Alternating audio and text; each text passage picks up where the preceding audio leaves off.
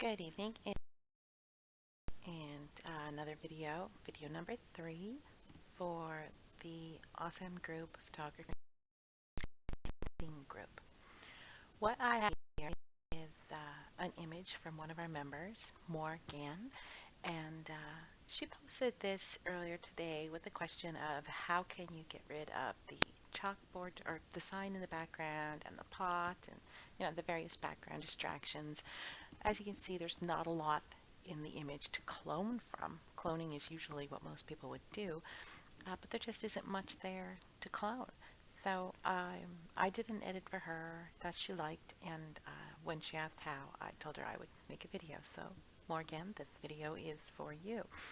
The first thing I wanted to do was find something to go there. There has to be something. So it's a really great website that I go to called Morgfile. Um, and morgue file sounds a little morbid, but I digress. So basically, I found this image on morgue file. I just typed in the search bushes, I think, and after some hunting, I got it. And I thought this would be a great thing to do. So I downloaded the image, and the wonderful thing about morgue file is the images that you find there are all for the most part, royalty free. You can just take them, use them as backgrounds. You just can't post the image standalone, meaning that you have to do something to it to make it unique. So what I'll do is I'll just grab my little moving tool. I will take out, let's undo that. I'll just take out the part of the image that I'm going to use. Take my little moving tool and I'm going to drag it up and then drop it onto the image. Now to position it, I'm just going to lower the opacity so I can see through it and move it to where I think it should go. It's a little big.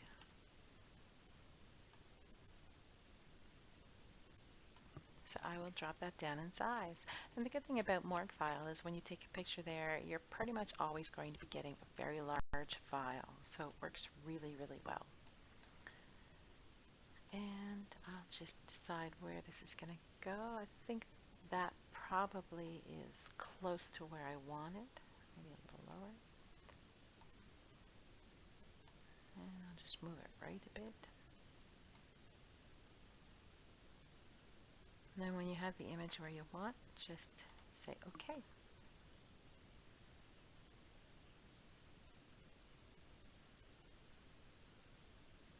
And while I wait for that to work, I will apologize. I have been having audio problems, so hopefully this video is coming out for you.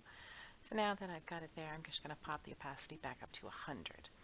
Now the great thing about this, and the reason I picked it, is that I've got grass, and I want to blend it with grass. It's really easy. So let's do the mask tool. Over here we have the rectangle with the circle. That means mask. Click it, you get this white box. When you paint on it with black, you are going to hide the image. White, you will reveal the image. You'll notice that whatever colors you had over here were replaced with black and white. So I have my brush, and it's a nice soft brush. I'm just going to kind of paint away the image there. So I'm just left with the grass at the back. There we go. Now I'm also going to have to reveal the baby, or the toddler. So I'm just going to paint over him. I'm as close to the edges as I can. I just tend to do these things really quickly. If I go too far, I don't have to worry because I can always bring him back by painting white. So there we go. Just right there. So now I'll zoom in. If I click X on my keyboard, it changes my primary color to white. And I'm just going to go paint this image back in where I want it there.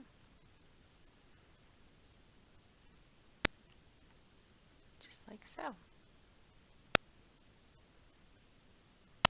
And because I'm limited to 10 minutes,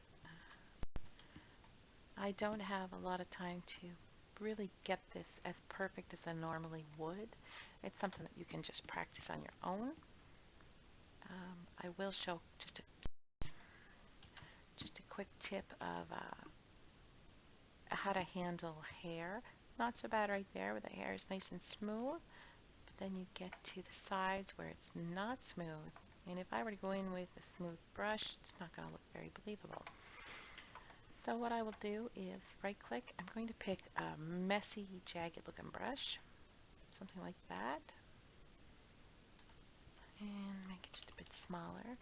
Then I go in where the hair is just not even, and I'm just going to kind of use messy strokes there. Perhaps not quite that messy. The idea so that I don't have a hard line. I just get a much more believable outline there.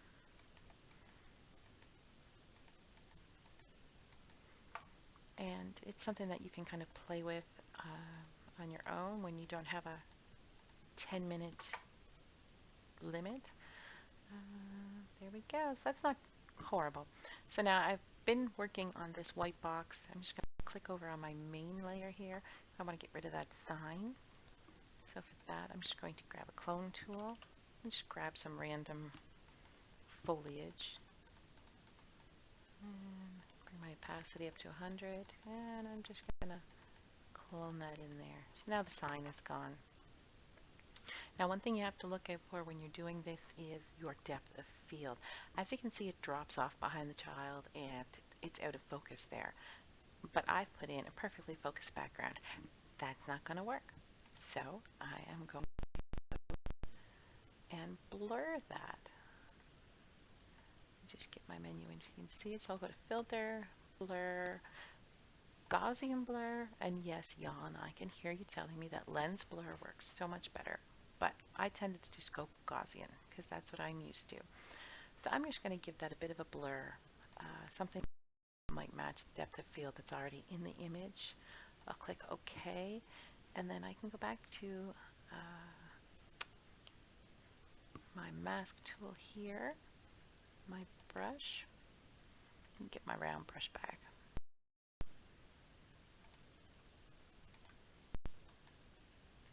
And click X to paint white. I'm just going to get rid of where it's just a little, the grass was a little too yellow to match. I'll just touch that out a little. There we go. So that's that. And if I had taken the time to really perfect it, it would look a lot better. So what I'm going to do now is hit Control E to flatten my image, and I'm going to get rid of some of these distractions here. So for that, it's the clone tool. And I'm just going to get rid of that, whatever that white thing is, I don't know. And then anywhere where there's an object that's obviously duplicated in the image, you just want to get rid of that, clean it up a little bit. And that is pretty much all I did for the image. So Mor Gan, I hope that helps you out with how I edited the picture for you. If anybody has any questions or comments, if there's anything I did that you think you have an easier way to do, by all means let me know. Jan, that doesn't go for you. I don't believe it that the filter is worth, you know, all of the arguing that you're going to do, and I'm going to stick with it. So anyway, thanks a lot for watching again, everybody. As always, if you have ideas of what you'd like to see, or if there's a picture you have that you would love to see how an edit could be done, post it, because I do love making these videos, and I would love to make more. Have a great night, everybody. Thanks a lot for watching. Bye-bye.